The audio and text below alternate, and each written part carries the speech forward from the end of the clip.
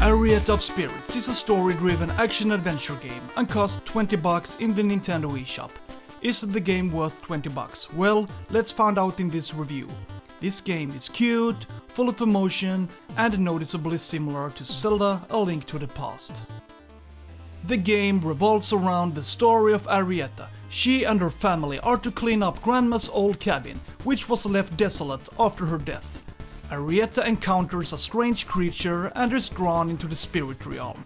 What happens next is up to you as a player to find out. I do not want to reveal too much if you now intend to buy this game. The first thing that strikes me is the resemblance to another 2D action game, Zelda: A Link to the Past. You fight with a sword and examine different parts of the game to be able to move on. Mostly you are in a forest environment or in different caves.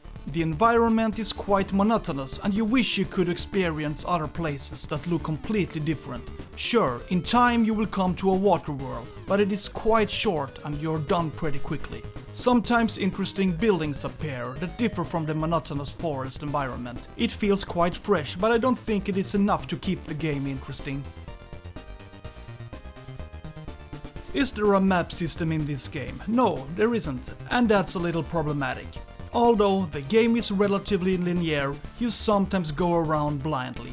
You do not know which path is correct, and this means that once you find the right one, it can be fun because you will be surprised by what comes next.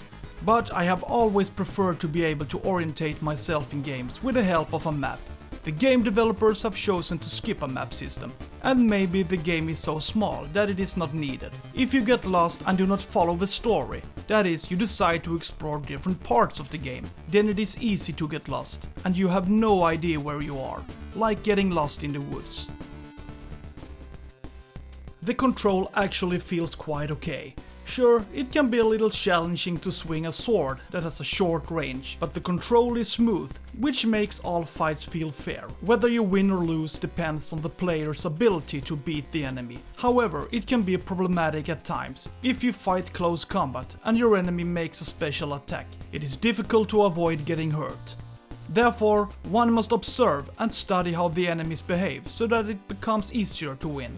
In addition, you have a roll skill that allows you to move easily in different situations. Among other things, it is good to be able to roll easily to avoid taking damage from enemies. Are there any bosses in this game? Yes, there is.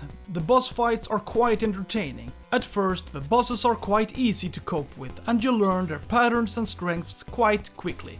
The wasp boss spawns a couple of ads that must be eliminated before you can damage the boss again. The bosses become more intricate and chaotic the further you go, but they are not too complicated. And that is the big deal with the game, to figure out how the bosses work and how to deal with them. Cutscenes, dialogue, cutscenes, and more dialogue.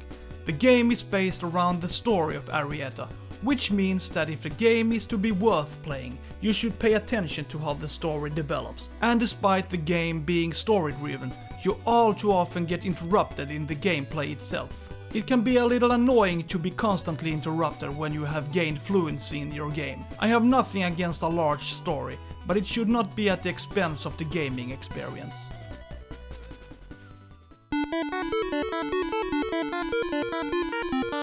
If you want to play the perfect 2D action game, play Zelda: A Link to the Past. This game is a paler and smaller copy of a masterpiece created 30 years ago.